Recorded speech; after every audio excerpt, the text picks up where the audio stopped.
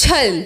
जय श्री कृष्ण दोस्तों, आज जो कथा मैं आपको सुनाने जा रही हूँ वो हमारे प्राचीन ग्रंथों से ली गई है।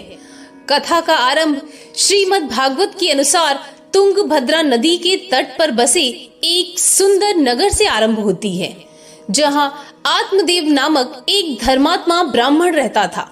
उसकी पत्नी धुंधली, सुंदर तथा अच्छे घर की होने पर भी क्रूर तथा कलह प्रिय थी।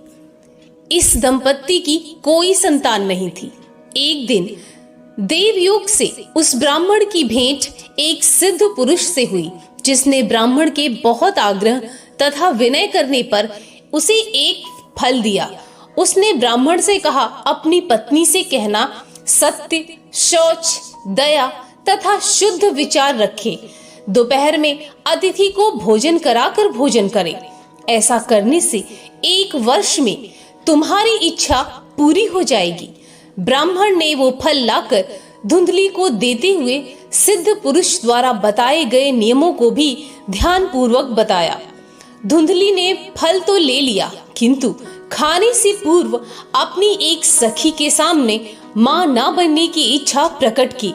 वो रोकर कहने लगी, फल खाने से गर्भ ठहर जाएगा, फिर पेट बढ़ने लगेगा, भोजन भी कम ही करना पड़ेगा, जिसके कारण निर्बलता आ जाएगी।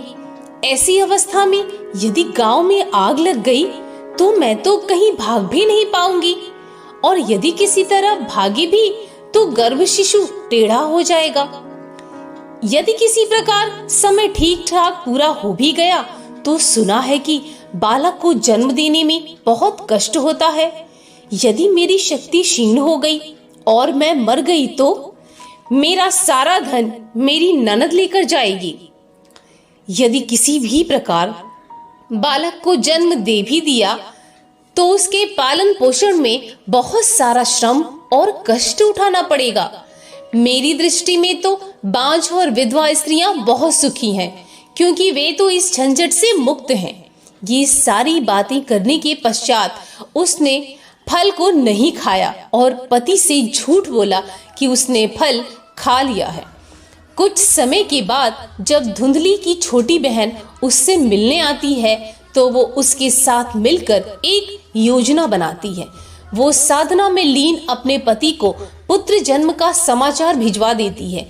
आत्मदेव ने प्रसन्न होकर सभी जात कर्म किए। घर आने पर धुंधली पति से कहती है, यदि आप कहें तो कुछ दिनों के लिए अपनी छोटी बहन को यहाँ बुला लूं। बेचारी का कुछ दिनों पूर्व ही बच्चा मर गया है। वो आएगी तो मुझे भी थोड़ा सहयोग मिलेगा, और बच्चे के साथ रहेगी तो उसका दुख भी शायद थोड़े समय के लिए वो भूल जाए। दोस्तों, आप सोच रहे होंगे कि धुंधली ने यदि वो फल नहीं खाया तो वो फल कहाँ गया। उस फल को धुंधली ने अपनी गाय को खिला दिया था, जिसके गर्भ से मानव देहधारी बालक का जन्म हुआ। इसके कान ही गाय के समान थे, अतः आत्मदेव ने इसका नाम गोकर्ण रखा। गोकर्ण और आत्मदेव के बालक में कुछ ही महीनों का अंतर था। कालांतर में गोकर्ण महापंडित एवं ज्ञानी बना और छल कपट से पला आत्मदेव का पुत्र महालंपट, दुराचारी तथा अधार्मिक वृत्तियों वाला बना। एक दिन उसके कर्मों से दुखी होकर आत्मदेव प्राण त्यागने का निश्चय कर लेता है। तभी गोकर्ण के रूप में कृष्ण उसे ज्ञानोपदेश देकर शांत करवाते हैं।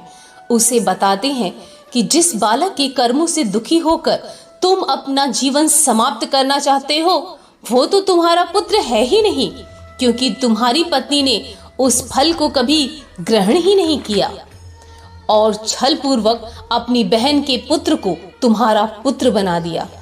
तभी आत्मदेव पूछते हैं, कृष्ण, तो उस फल को किसने खाया? तभी कृष्ण ब्राह्मण को बताते हैं, गोकर्ण ही तुम्हारा पुत्र है। तुम्हारी पत्नी ने वो फल गाय को खिलाया था। सारी सत्यता को जानने के बाद ब्राह्मण प्रभु को प्रणाम करके वहां से चला जाता है और कभी पुनः लौटकर नहीं आता। दोस्तों, इसीलिए तो कृष्ण कहते हैं कि किसी पर भी आंख बंद करके विश्वास मत कीजिए। राधे राधे।